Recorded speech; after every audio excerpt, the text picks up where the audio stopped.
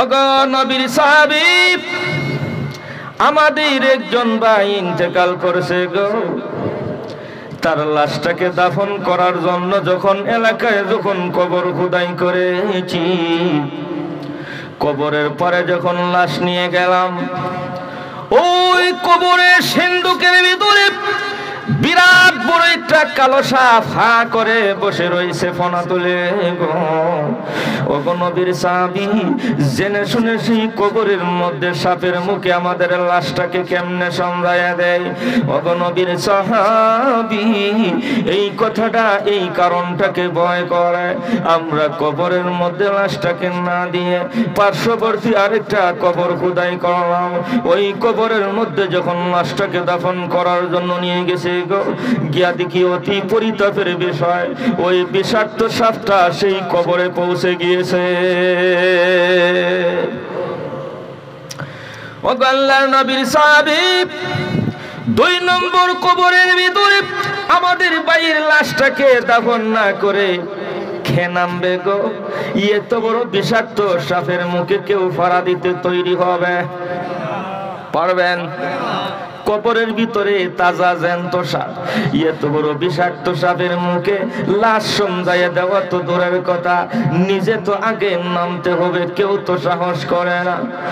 ও আল্লাহর নবীর সাহাবী শুনুন, পার্শ্ববর্তী একটু দূরে গিয়ে 3 নম্বর আরেকটা কবর খোদাই করেছি। এই কবরের লাশটাকে দাফন করব গো।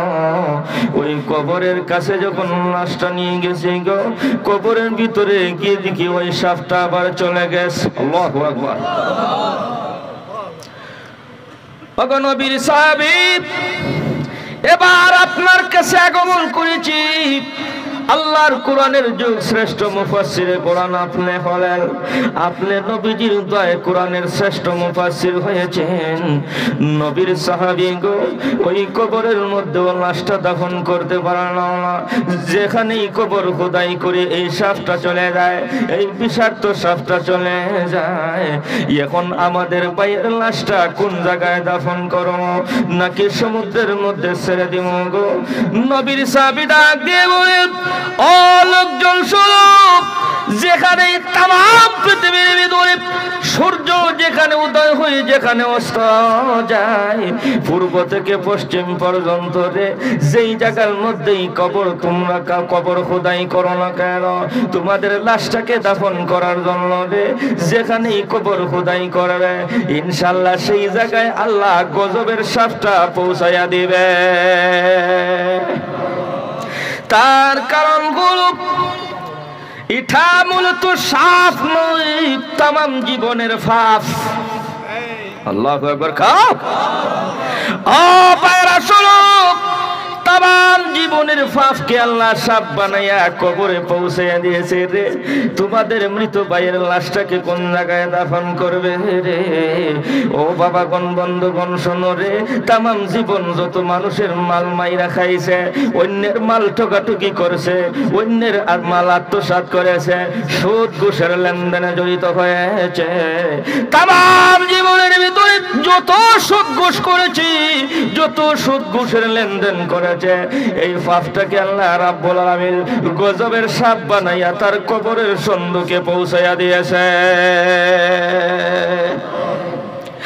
ও বাবাগণ, বন্ধুগণ শুনুন, অসৎকরের দল আল্লাহ চাক্ষুষ ভাবে আল্লাহ রাব্বুল আলামিন আহদে সাহাবায়ে কেরামের যুগের মধ্যেই আল্লাহ দেখাইয়া দিয়েছেন।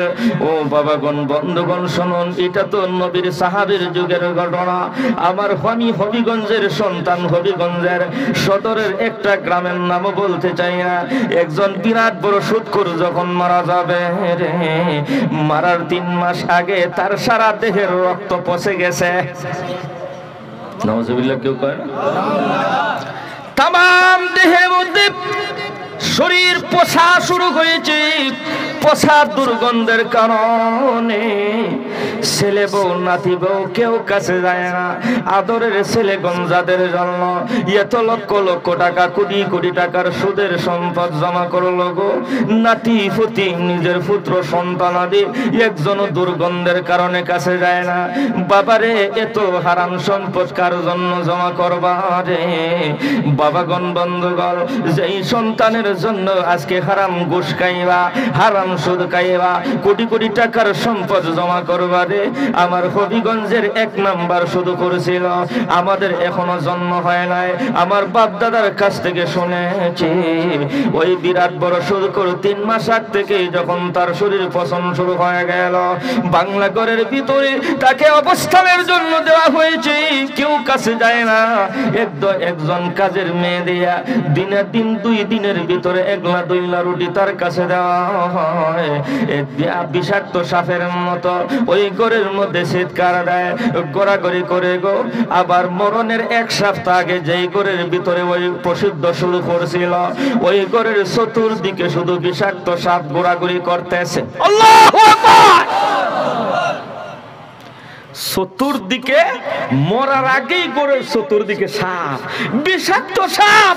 মুরব্বীরা বলে এমন সাপ জীবনেও দেখি নাই। আল্লাহ কবরের সাপ মরার আগে ওই তার গড়ে পৌঁছাইয়া দিয়েছে। আল্লাহু আকবার!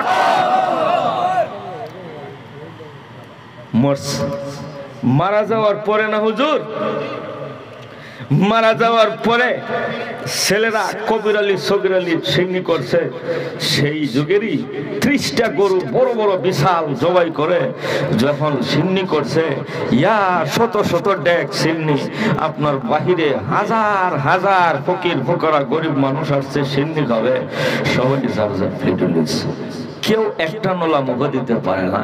সিন্নির মধ্যে তাজা পায়খানার গন্ধ। চিৎকার দিয়ে এখন না কেন নাউজুবিল্লাহ। বাবাগণ বন্ধুগণ শুনুন, আল্লাহর কসম দিয়ে বলতেছি যে আল্লাহর হাতে আমাদের হায়াত এবং মওত গো। আল্লাহ বাস্তব ঘটনাটা আল্লাহ তামাম দুনিয়াকে দেখাইয়া দিয়েছে। সুদখোরের সম্পদ এটা হালাল নয়, এটা পায়খানার চাইতে হারাম। সুদ খাইবেন, ঘুষ খাইবেন, এটা পায়খানার চাইতে আরো দুর্গন্ধ পচা। আল্লাহ তার তামাম সম্পদ রে পচাইয়া একদম পায়খানার মতো তার সিন্নির মধ্যে পায়খানার দুর্গন্ধ দিয়ে আল্লাহ তামাম জগৎবাসীকে ওয়াজ করে দেখাইল, অবশ্যই সুদ ঘুষের মাল পায়খানার চাইতে আরো পচা দুর্গন্ধ হারাম। সুদখোরের 1 নম্বর পরিচয়, আল্লাহর নবী বিশ্বনবী রাহমাতুল লিল আলামিন জিবরিল আমিনকে নিয়ে যখন বুরাকের মধ্যে সওয়ার হলেন মেরাজের রাত্রিতে, মেরাজের রাত্রিতে বুরাকের উপর সওয়ার হওয়ার পরে আল্লাহ এই দুনিয়ার বিভিন্ন গুনাহগারদের বাস্তব অবস্থা আমার নবীজির চোখে দেখাইয়া দিয়েছেন। লম্বা ইতিহাস। এক পর্যায়ে নবী দেখেন একদল মানুষ মাথার উপরে হালাল রুটির বোঝা, হালাল শেখা রুটি। রুটি হালাল না হারাম? রুটি খাওয়া হালাল না হারাম? আওয়াজ দিয়ে বলেন। একদম তরতাজা আঠার রুটি, শেখা বুনা রুটি এদের মাথায় আছে রে। মাথার উপর থেকে 1-2টা রুটি যদি নিজের মুখের মধ্যে দিয়েছি ভাই গো, ও বাবাগণ বন্ধুগণ, ক্ষুধা নিবারণের জন্য যথেষ্ট হয়ে যায়। কিন্তু লোকটা ক্ষুধার্ত অবস্থায় ক্ষুধা নিবারণের জন্য মাথার উপরের হালাল রুটির বোঝা থেকে একটা রুটি মুখ দেয় না। আমার নবী বলেন, আমি দেখতে পেলাম রাস্তার কিনারা দিয়ে হেঁটে হেঁটে যায়, রাস্তার কিনারার মধ্যে কিছু কিছু গোড়া গোড়া পাথর, এই পাথরের মধ্যে সরাসরি পায়খানা মিশ্রিত আছে। নাউজুবিল্লাহ। আল্লাহর নবী দেখেন ওই হালাল রুটি নিজের মুখে চিবাইয়া, নিজের মুখে দিয়ে চিবাইয়া খায় না গো। ওই রাস্তার কিনারার মধ্যে যে পায়খানা লাগানো পাথর আছে রে, ওই পাথরগুলো চিবাইয়া চিবাইয়া খায়। জিবরাইল কত বড় বেকো, মাথার উপরে হালাল রুটির বোঝা, এখান থেকে একটা রুটি খাইতো ক্ষুধা নিবারণ হয়। রাস্তার কিনারার মধ্যে পায়খানা লাগানো পাথর চুষে চুষে সুইংগামের মতো খায়। কত বড় তার সিরা পাগল। এগুলোর পরিচয় ওগো রাহমাতুল লিল আলামিন, এদের পরিচয় আমি দিতে চাই না। এদের পরিচয় দিলে গো নবীজি আপনার হাটের মধ্যে ব্যথা শুরু হয়ে যাবে, আপনি চিন্তিত হয়ে যাবেন। না গো ভাই জিবরাইল, তাড়াতাড়ি এদের পরিচয় দেন। যদি আমার উম্মত হয়ে থাকে, কোন পাপের কারণে আল্লাহ এত বড় শাস্তি দিতেছেন, এত বড় ভয়াবহ ঘৃণিত নির্লজ্জকর অবস্থা, আমি আমার উম্মতকে আমার ওয়াজ করতে হবে, বুঝাইতে হবে গো। ও ভাই জিবরাইল, তাড়াতাড়ি এদের পরিচয়টা দেন। আল্লাহর ফেরেশতা জিবরাইল ডাক দিয়া বলেন, আল্লাহর নবী গো, আপনার উম্মতের ভিতরে আপনার বিদায়ের পরে কিয়ামতের আগে একদল মানুষ সুদ ঘুষের লেনদেনের মধ্যে জড়িত হয়ে যাবে। যেই সুদ ঘুষ আল্লাহ সরাসরি আপনার কোরআনে হারাম ঘোষণা করেছেন। ও গো আল্লাহর নবী শুনুন, আল্লাহ পাক রব্বুল আলামিন আপনার শরীয়তে, আপনার কোরআনের ভিতরে আল্লাহ ব্যবসাকে হালাল করে দিয়েছেন। ব্যবসা হালাল ব্যবসার মধ্যে জড়িত হবে না, হালাল ব্যবসার মধ্যে জড়িত না হয়ে হারাম ব্যবসার মধ্যে জড়িত হবে, সুদ ঘুষের লেনদেনের মধ্যে জড়িত হবে গো।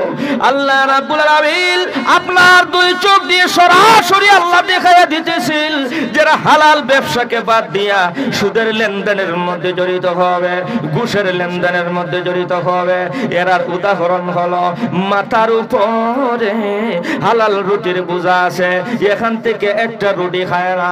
রাস্তার কিনারার মধ্যে যে পায়খানা লাগানো পাথর আছে, এই পাথরগুলো চকলেটের মতো চুষে চুষে খায়। আল্লাহর নবী গো, এটার অর্থ হলো আপনার কোরআনের ভিতরে, আপনার শরীয়তের ভিতরে আল্লাহ যে ব্যবসা এবং বাণিজ্যকে হালাল ঘোষণা করেছেন, এই ব্যবসা বাণিজ্যের মাধ্যমে হালাল রুটি খাবে না। ওই সুদ ঘুষের দ্বারা, সুদের দ্বারা, ঘুষের দ্বারা, সুদের লেনদেনের দ্বারা, ঘুষের লেনদেনের দ্বারা সরাসরি পায়খানাগুলো চুইংগামের মতো, চকলেটের মতো চুষে চুষে খায়। কথা বুঝতে পারছেন? মাথার উপরে হালাল রুটি আছে, এটা আইনা খায় না। রাস্তার কিনারার মধ্যে পায়খানা আছে, এটা চুষে চুষে খায়। কেন? আল্লাহ আপনাকে দেখাইয়া দিতেছেন, বুঝাইয়া দিতেছেন, আপনার শরীয়তের ভিতরে আহাল্লাল্লাহুল বাইআ ওয়া হাররামার রিবা। আসেনি না নাই? আওয়াজ দিয়া কোন আসেনি না নাই? সিলেটের কমলা কুমিল্লায় নিয়ে গেলে ট্রাক বুঝাই করে সিলেটের কমলা চট্টগ্রাম ঢাকায় নিয়ে যাবেন।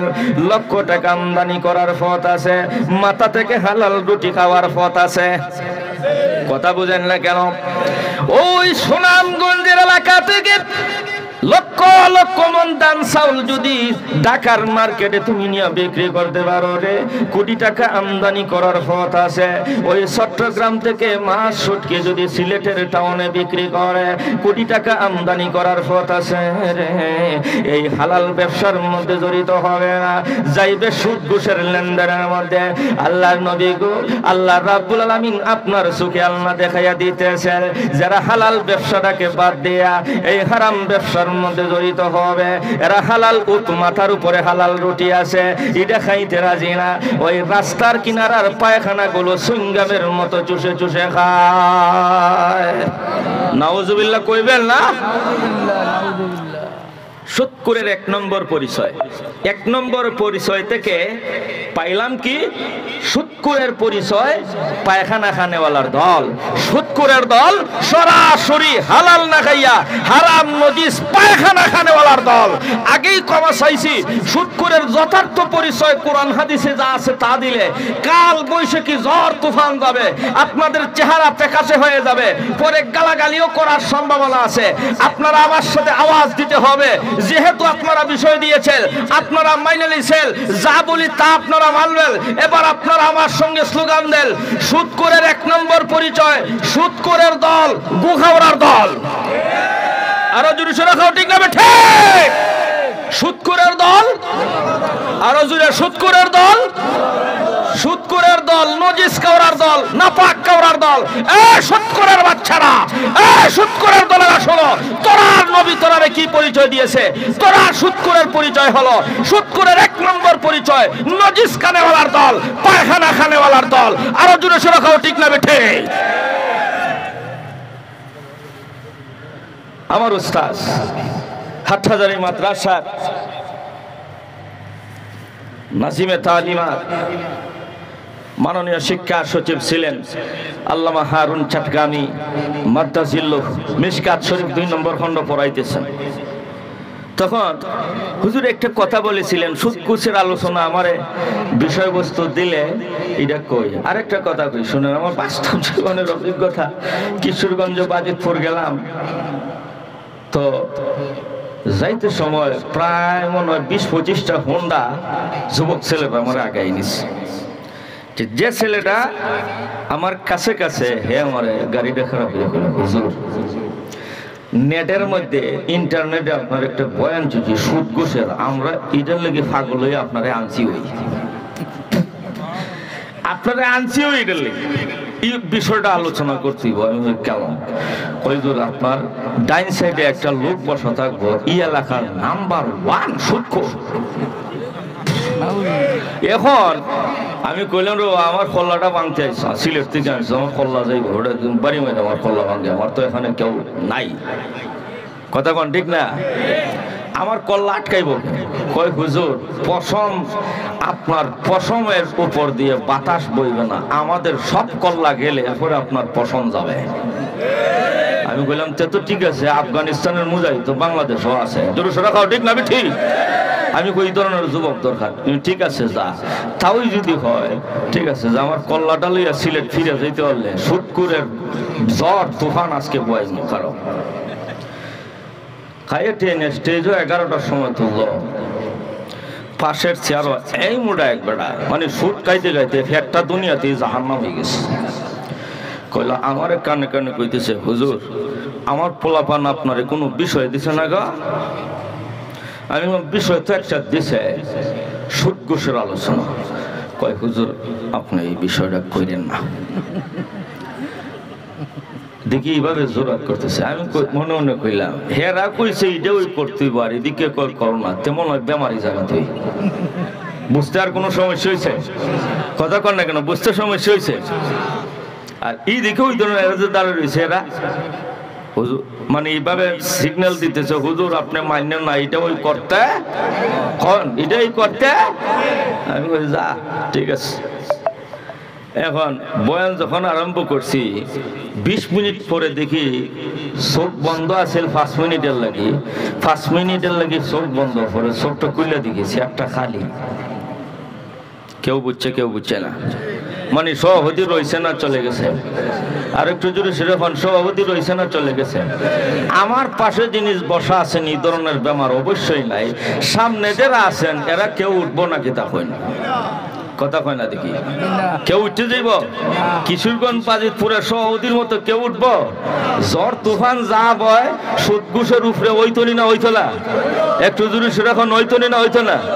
আমার উস্তাদ আল্লামা হারুন চাটগামি মাদ্দাজিল্লুহু মিশকাত শরীফ 2 নম্বর খণ্ড পড়াইতে সময় বলেছিলেন, এই আমার নবীজিকে আল্লাহ দেখাইছেন, আল্লাহ দেখাইছেন, সুদ ঘুষের অবস্থা দেখাইলেন কে?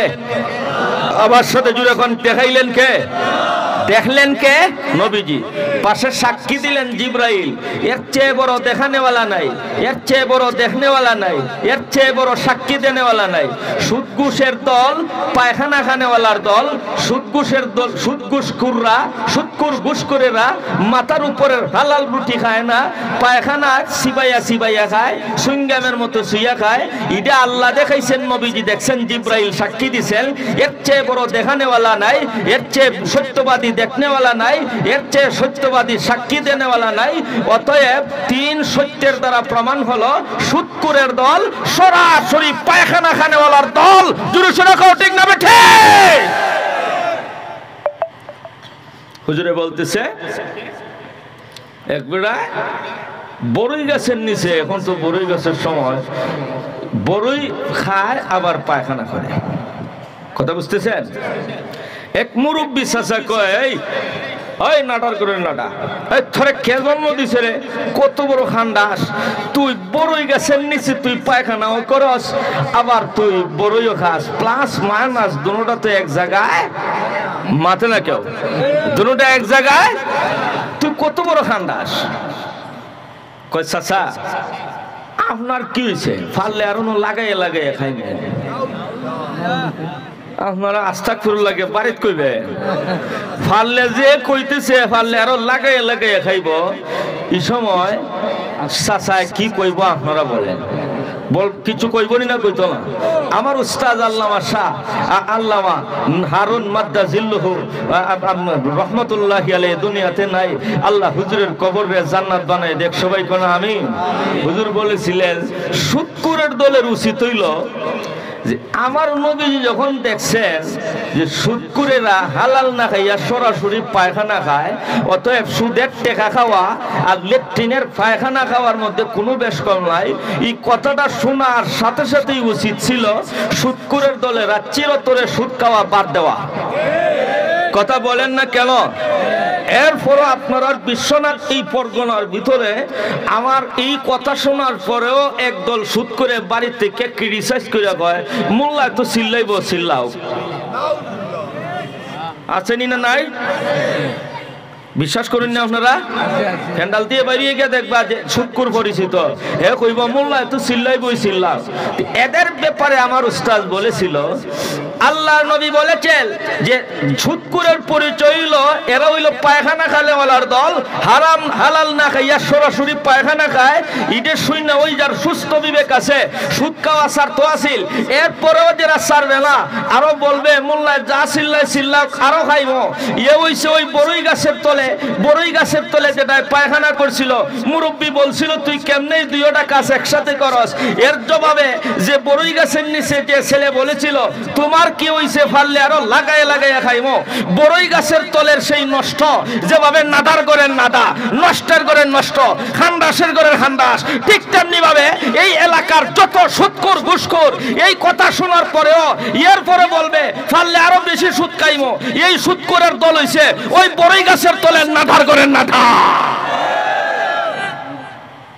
কথা বুঝলেন না বুঝলেন না বেটা পালা কথা কইছে কয় তোমার কি হইছে ফাললে আরো লাগাইয়া লাগাইয়া খাইমো তো হইলে সুদখোরের দল এই কথা শুননা যে কইব আরো ফাললে লাগাইয়া খাইমো আরো ফাললে আরো সুদ খাইমো এ হইছে ওই বড়ই গাছের নিচের নষ্টের করেন নষ্ট খান্দাসের করেন খান্দাস আওয়াজ তুলে বলেন ঠিক লাগবে ঠিক সুদখোরের এক নম্বর পরিচয় বলেন এটা কি সুদখোরের দুই নম্বর পরিচয়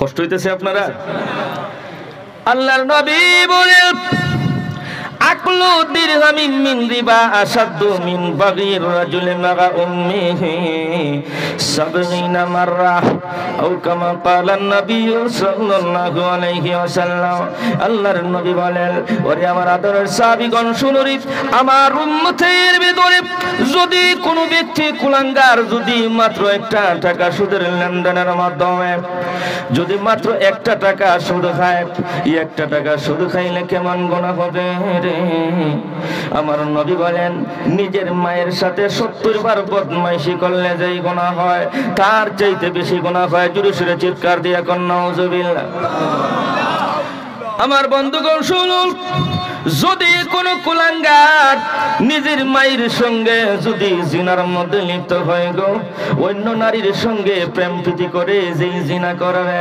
এই ধরনের গুনাহ হবে নাকি মায়ের সাথে জিনা করলে আরো ডাবল গুনাহ হবে কথা বলেন না কেন গো আমার বন্ধুগণ শুনুন ইমাম সুফিয়ান সৌরি লক্ষ লক্ষ হাদিসের হাফেজ তিনি বলেন নিজের মায়ের সঙ্গে যদি কেউ জিনা করে অন্য নারীর সঙ্গে বদমাইশি করলে যেই গুনাহ হয় নিজের মায়ের সাথে একবার জিনা করলে যেই গুনাহ হয় অন্য নারীর সাথে 70 বার জিনা করলে 70 বার জিনা করলে যেই গুনাহ হয় নিজের মায়ের সাথে একবার জিনা করলে সেই ধরনের গুনাহ হয় চিৎকার দিয়ে কোন নাউজুবিল্লাহ আবার এক রিওয়ায়াতের ভিতরে আবার নবী বলেন মায়ের সাথে একবার নয় দুইবার নয় আসাদু মিন বাগির রাজুল মাগা উম্মিহি 70 মাররা নিজের মায়ের সাথে 70 বার জিনা করলে যেই গুনাহ হয় নিজের মায়ের সাথে 70 বার জিনার গুনার পরিমাণ হলো অন্য নারীর সাথে 70 পূরণ 70 4900 নিজের মায়ের সাথে 70 বার জিনার গুনার পরিমাণ কতটুকু শুনেন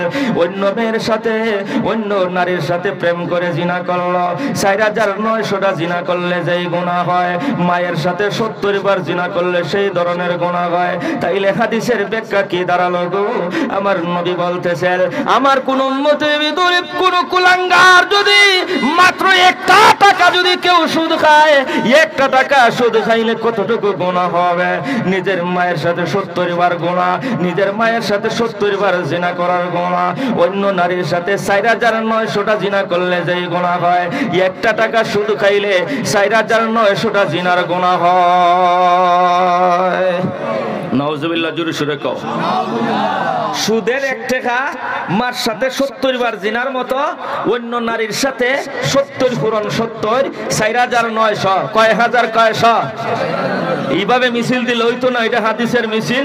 নৌকার মিছিল থেকে যদি কম হয় তাহলে বোঝা গেল আমরা নবীজির হাদিস থেকে নৌকার লাগে পাগল বেশি। কথা কয় না কি? আমি বলবো সুদের 1 টাকা, আপনারা বলবেন 4900। আওয়াজ বৃদ্ধ, যুবক, কম বয়সের যারা আছে সবাই আওয়াজ দিবেন, যাতে সুদখোরের কলিজার মধ্যে গিয়ে চাপ খায়। মাতুন দিয়ে আপনারা সুদের 1 টাকা 4900, সুদের 1 টাকা কয় হাজার, কয়শো?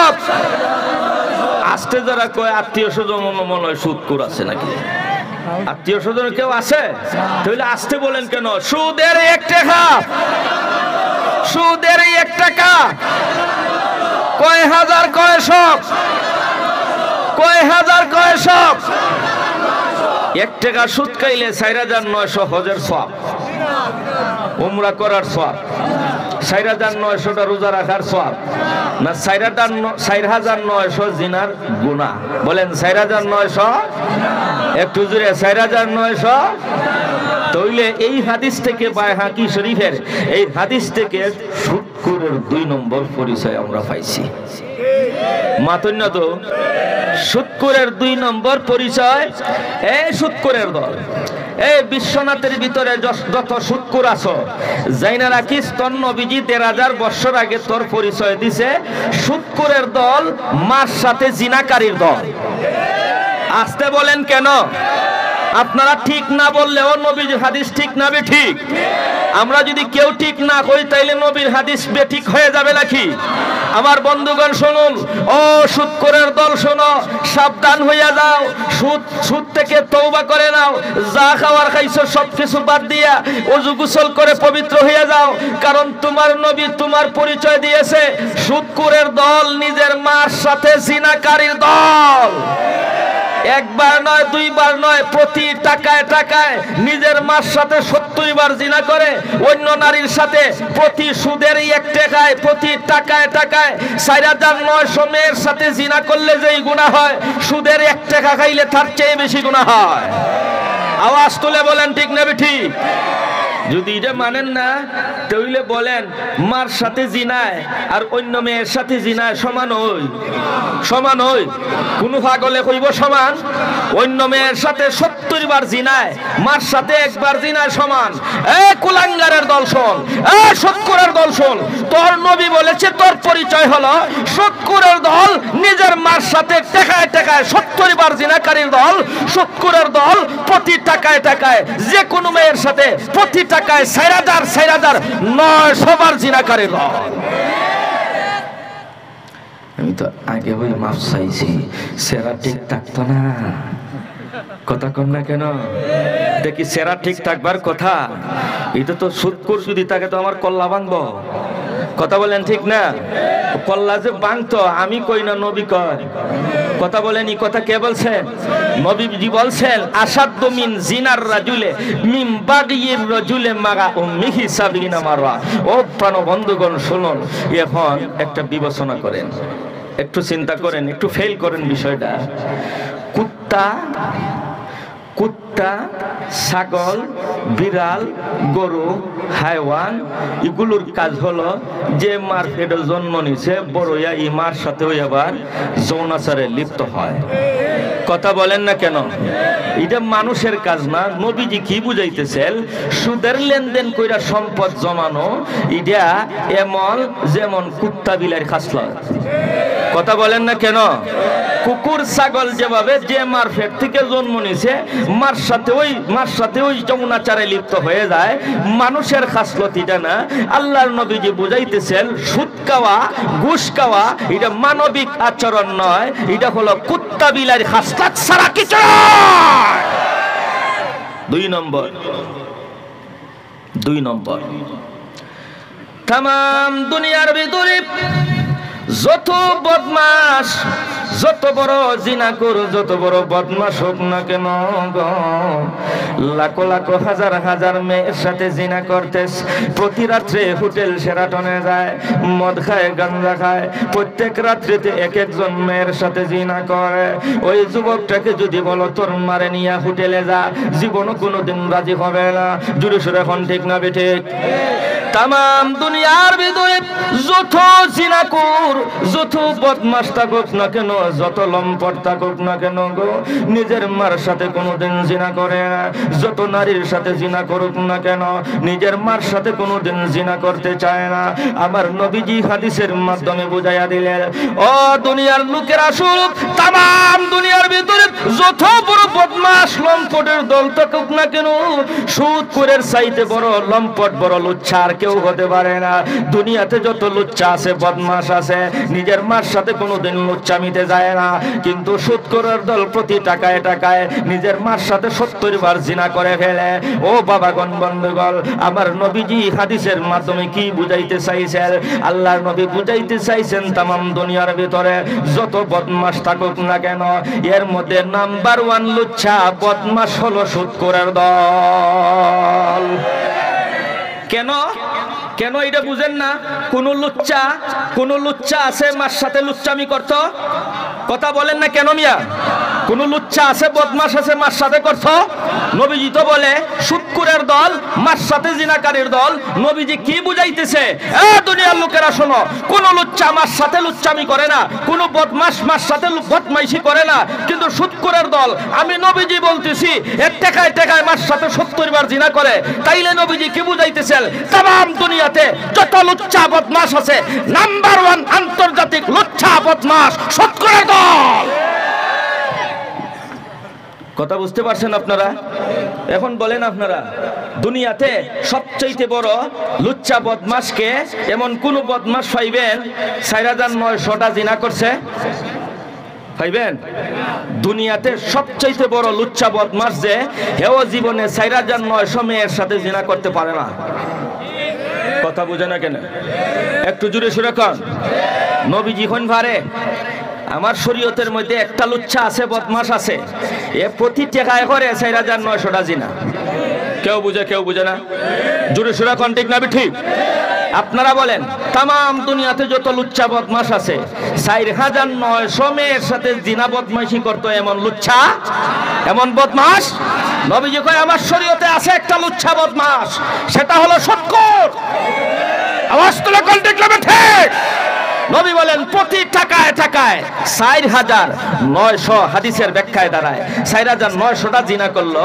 তাইলে এখন আপনারা বলেন তাম পৃথিবীর মধ্যে সবচাইতে বেশি বদমাইশি করলো, সবচাইতে বেশি লুচ্চামি করলো একমাত্র সুদখোরের দল। সুদখোরের 2 নম্বর পরিচয়। কথা বলেন, এটা সুদখোরের কয় নম্বর পরিচয়? 2 নম্বর পরিচয়ের মধ্যে একটা প্রশ্ন আছে, এশকাল প্রশ্ন। হুজুর, তাইলে তো আপনার বক্তব্য এবং নবীজির হাদিস থেকে বুঝতে পারলাম তাম দুনিয়ার মধ্যে যদি জিনার চাইতে সুদ যদি ভয়াবহ গুনাহ হয়, জিনার চাইতে যদি সুদ ভয়াবহ গুনাহ, বাবা কিছে বাবা? সমস্যা হইতেছে আপনারা কি দুঃখিত হইতেছেন?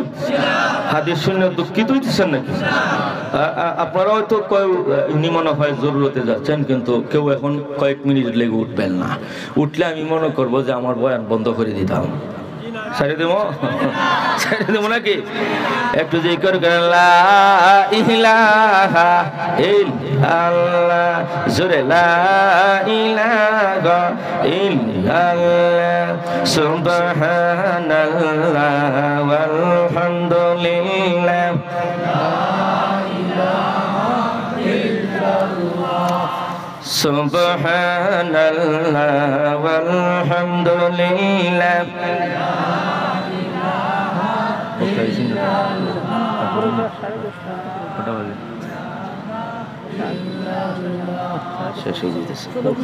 সুবহানাল্লাহ ওয়ালহামদুলিল্লাহ। আমার বন্ধুগণ শুনুন, হুজুর হাদিসের মাধ্যমে আমরা বুঝতে পেরেছি সুদের জিনার চাইতে সুদ খাওয়া হইল বড় গুনাহ গো। তাইলে জিনার বিচার ব্যবস্থা আল্লাহ কোরআনের সূরা নূরের মধ্যে নাজিল করে দিয়েছেন, কিন্তু সুদখোরদের বিচার ব্যবস্থা ৩০ পারা কোরআনের ভিতরে নাই কেন? কথা বলেন, প্রশ্ন জটিল, কথা বুঝেন না কেন? জিনার চাইতে সুদ খাওয়া যদি বড় গুনাহ হয়ে গো, জিনা করা অপরাধ, দণ্ডনীয় অপরাধ। জিনার দণ্ডবিধি আল্লাহ কোরআনের মধ্যে নাজিল করে দিয়েছেন, সুদের কোনো দণ্ডবিধি শরীয়তের মধ্যে নাই কেন? জিনার বিচার ব্যবস্থা কোরআনের মধ্যে আছে, অথচ জিনার চাইতে বড় গুনাহ হলো সুদ খাওয়া। এই সুদখোরদের বিচার ব্যবস্থা আল্লাহ কোরআনে দেন নাই কেন? জটিল প্রশ্ন, কেউ বুঝে কেউ বুঝে না। আমার বন্ধুগণ শুনুন, জিনার বিচার ব্যবস্থা গুলো বিয়া করার পরে যদি কেউ জিনা করে গো, আমার আল্লাহ বলেন, যদি বিয়া করার পরে যদি কোনো নরনারী যদি জিনার মধ্যে লিপ্ত হয়, কোমর পর্যন্ত মাটির নিচে গাড়িয়া দিয়া, কোমর পর্যন্ত মাটির মধ্যে ফুটিয়া দিয়া, পাথর দিয়া তার কল্লাটা উড়াইয়া দিবে। ও বাবাগণ, একবার জিনা করলে সঙ্গে সার করা হবে, তার মাথা পাথর দিয়া তার কল্লাটা উড়াইয়া দেওয়া হবে। যেই লোকটা আপনার ৪৯০০টা জিনা করলো, এই লোকটার যদি শরীয়তের বিচার যদি করতে যাও, কমসে কম ১ টাকা সুদ খাওয়ার কারণে এই লোকের কল্লাটা কমসে কম ৪৯০০ বার উড়াইতে হবে। আর একটু জোরে সোরা কোন ঠিক না বেঠিক? যেই লোকটা একবার জিনা করলো, তার বিচার দুনিয়ার আদালত, সুপ্রিম কোর্ট, হাইকোর্ট সবাই করতে পারবে রে। একবার জিনা করছে, একবার কল্লা উড়াইয়া দিবেন। কিন্তু সুদখোরের দল প্রতি টাকায় টাকায় ৪৯০০টা জিনার গুনাহ করলো। এই লোকটাকে যদি দুনিয়ার মধ্যে পবিত্র করতে হয়, কমসে কম কল্লা উড়াইতে হবে। ১ টাকা সুদ খাওয়ার বিনিময়ে ৪৯০০টা জিনা করলো, ৪৯০০ বার তার কল্লা উড়াইতে হবে। এই বইনফুতের কল্লা আছে কয়টা? এই মে মাথুন খেলা কল্লা আছে কয়টা? আল্লাহ রাব্বুল আলামিন বলেন, ও দুনিয়ার সুপ্রিম কোর্ট শোনো, ও জজ কোর্ট, হাই কোর্ট, দুনিয়ার সমস্ত আদালত শোনো রে, সুদখোরদের বিচার তোরা করতে পারবে না। ১ টাকার বিচার যদি করতে যাও, ৪৯০০ বার কল্লা উড়াইতে হবে রে। একবার কল্লা উড়াইয়া দিলে আবার জোড়া লাগাইতে পারবে না। তামাম দুনিয়ার সমস্ত হাকিম মিলেও একটা কল্লা উড়াইয়া আবার জোড়া লাগাইতে পারবে না। আল্লাহ রাব্বুল আলামিন বলেন, ও দুনিয়ার আদালত শুনো, ও দুনিয়ার বিচারকরা শুনো, জিনার বিচার ব্যবস্থা তোমরা করতে পারবে, তোমরা রে দিলাও। জিনার সুদের বিচার ব্যবস্থা তোমরা কোশ্চেন কালেও পারবে না। একবার কল্লা উড়াইলে আবার জোড়া লাগাইতে পারবে না। আমি আল্লাহ পারবো? কথা বলেন না কেন? কল্লা একবার উড়াইলে আল্লাহ আবার জোড়া লাগানোর ক্ষমতা জাহান্নামে আসেনি না নাই? একটু জোরে কোন, আসেনি না নাই? এই জন্য জিনার বিচার ব্যবস্থা সূরা নূরের মধ্যে আছে, সুদের বিচার ব্যবস্থা নাই কেন? সুদের বিচার ১ টাকায় করলো মার সাথে ৭০ বার জিনা, অন্য নারীর সাথে করলো ৪৯০০টা জিনার গুনাহ। এই লোকটাকে যদি দুনিয়ার আদালতে যদি পবিত্র করতে হয়, ১ টাকা সুদ খাওয়ার বিনিময়ে কল্লা উড়াইতে হবে ৪৯০০ বার। বইনফুতের কল্লা আছে কয়টা? তাইলে একটাও তুই উড়াইয়া আর জোড়া লাগানো যাইতো না। আল্লাহ দুনিয়ার বিচারকদেরকে বলতেছে, এই দেখো, আমি কেন জিনার বিচার ব্যবস্থা সূরা নূরের মধ্যে নাজিল করে দিয়েছি, কিন্তু সুদের ব্যবস্থা দেই নাই কেন? সুদের বিচার ব্যবস্থা দুনিয়ার আদালত তোরা পারবি না। একবার কল্লা উড়াইয়া দিলে আর জোড়া লাগানো সম্ভব না।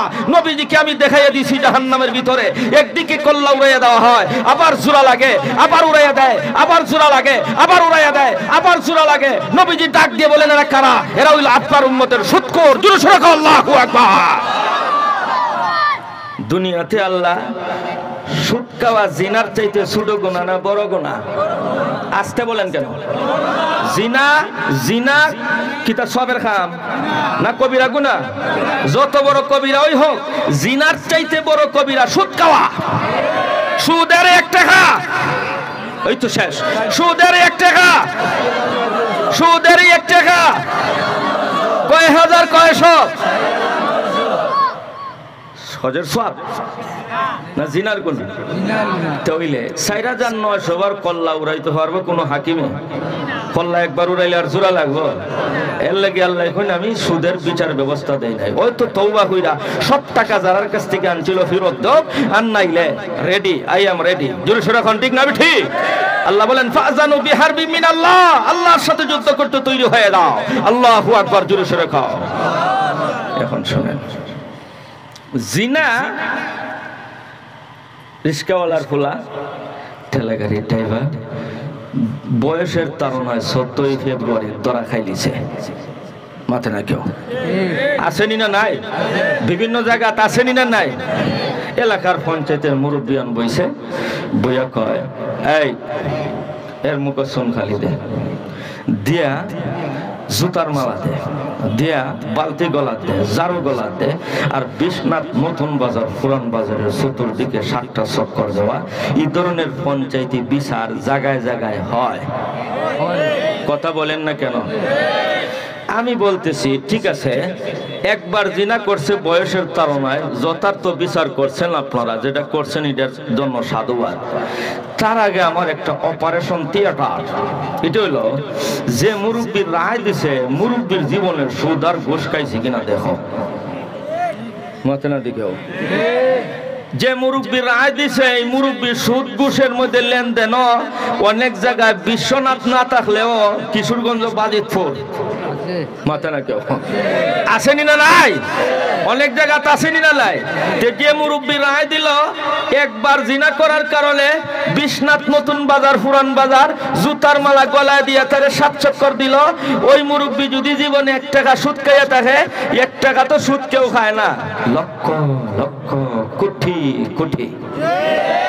1 টাকার বিচারও যদি হয় 4900টা জিনা, একবার জিনা করছে গরিবের ফুটে 14 ফেব্রুয়ারি, এই কারণে যদি জুতার মালা গলায় দিয়া বিশ্বনাথের চতুর্দিকে চক্কর দেওয়াও, ও মুরব্বী সাহেব, তুমি যে কোটি কোটি টাকা সুদ খাইলা, তোমার 1 টাকায় 4900টা জিনার গুনাহ হইছে।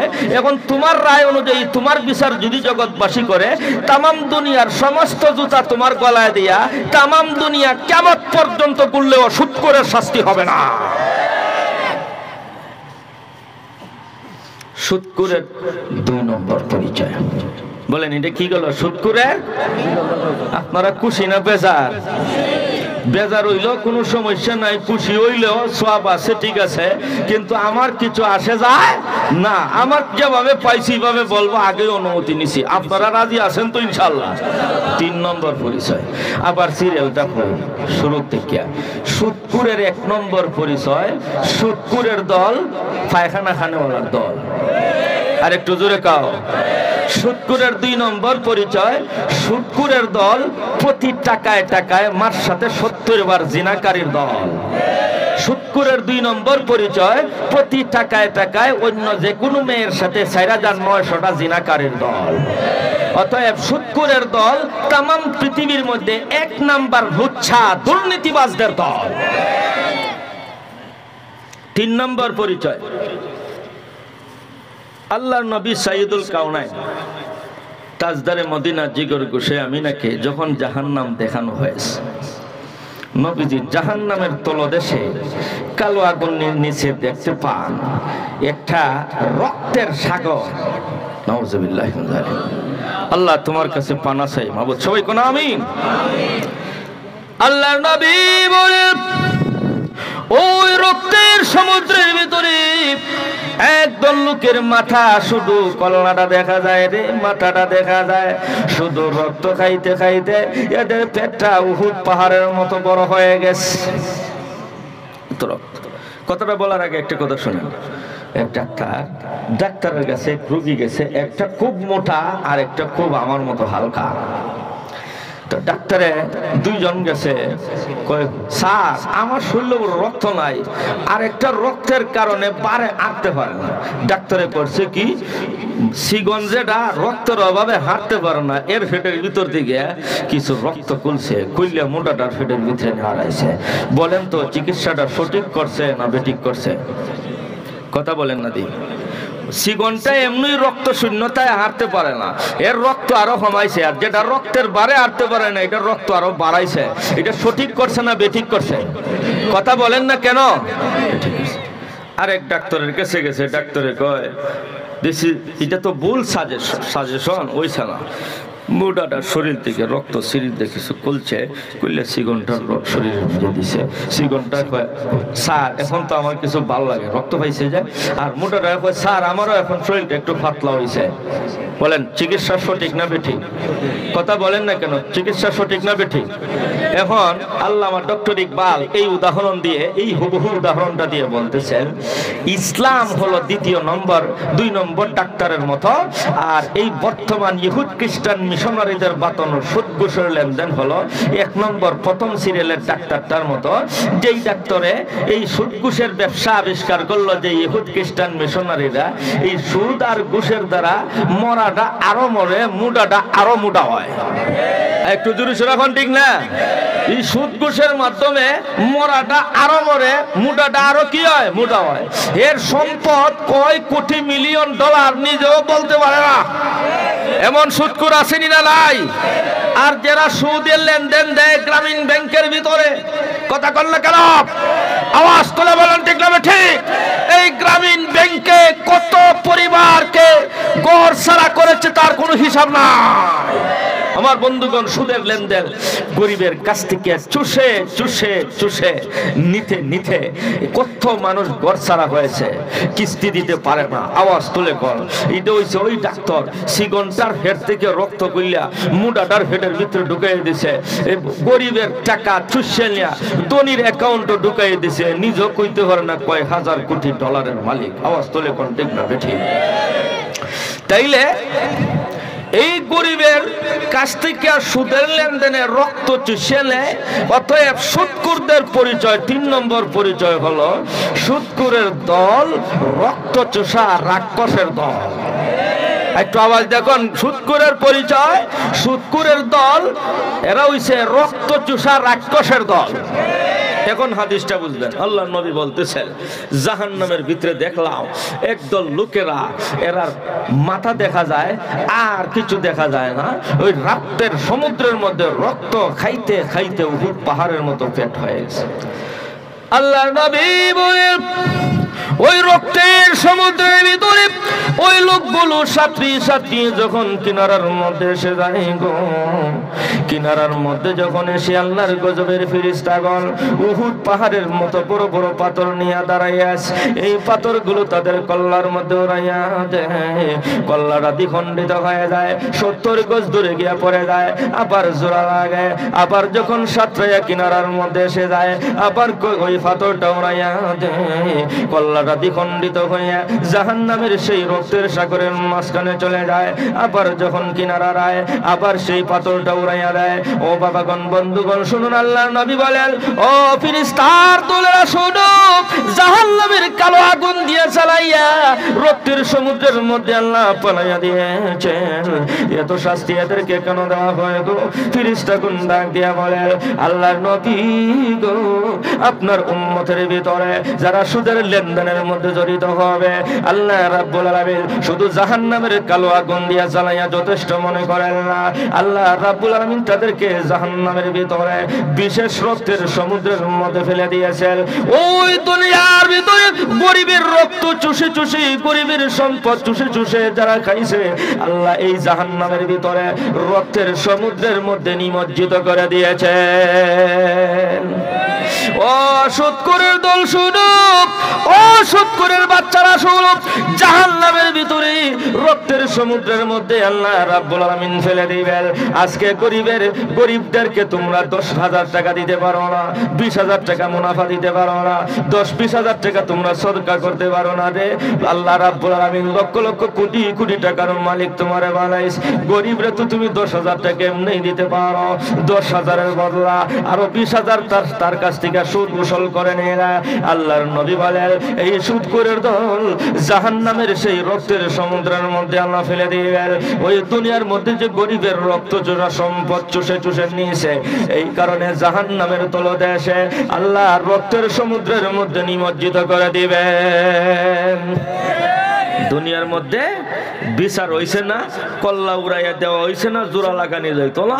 আল্লাহ এই সুদখোরের দলকে জাহান্নামের তলদেশে আল্লাহ পাক রব্বুল আলামিন রক্তের সমুদ্রের মধ্যে ডুবাইয়া একদিকে ডুববে, আবার যখন কিনারায় যাবে কল্লা উড়াইয়া দিবে, আবার জোড়া লাগবে।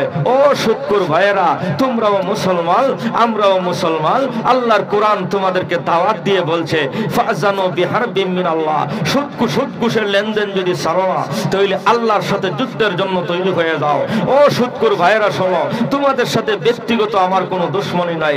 আল্লাহর কোরআন তোমাদেরকে ভয়াবহতা দিয়েছে, এই জন্য বলতেছি, পায়ে ধরে বলি, নিজের আত্মীয় স্বজন, নিজের ভাই ব্রাদার যারাই আছে সুদঘুষ থেকে তোমরা ফিরাই আনো। আমরা সবাই চেষ্টা করবো ইনশাআল্লাহ। জোরে সোরে কোন ইনশাআল্লাহ। সুদখোরের দলের সাথে আমার ব্যক্তিগত কোনো দুশ্মনী নয়। আল্লাহ পাক যেই ডিক্লারেশন দিয়েছেন যুদ্ধের, আমার নবী আলাইহিস সালাম হাদিসে পাকে যা বলছেন তা শুধুমাত্র বলছি। আমার বন্ধুগণ, সুদঘুষের লেনদেন আমাদের আত্মীয় স্বজনের মধ্যে যদি কেউ তাকে ফাও ধরতে তৈরি আছেনি, আমি আপনার ফাও ধরলাম। আমরা নিজের আত্মীয় স্বজনের মধ্যে যারা আছে আমরা বিরত থাকবো ইনশাআল্লাহ। আল্লাহ পাক রব্বুল আলামিন আমাদের দেশ এবং সমাজ থেকে সুদঘুষ দূর করে দেন, সবাইকে আমিন। একটা কথা শোনেন, ঘুষ, সুদ কার নাম, সুদ খাওয়া কার নাম, এটা আমরা দেশের জাতি সবাই বুঝতেছে। এই সুদ 3 মাস 4 মাস আমার একটা পুঞ্জি খাটে, কথা কোন ঠিক না? 10,000 20,000 টাকা পুঞ্জি খাটে, 3 মাস পরে প্রতি 1000 1 মন 2 মন দান, আমার টাকা ঠিক থাকবো, কিন্তু দান পাইবো, নাইলে টাকা পাইবো। এই ধরনের লেনদেন এটা ঠিক আছে, আমার পুঞ্জি খাটছে।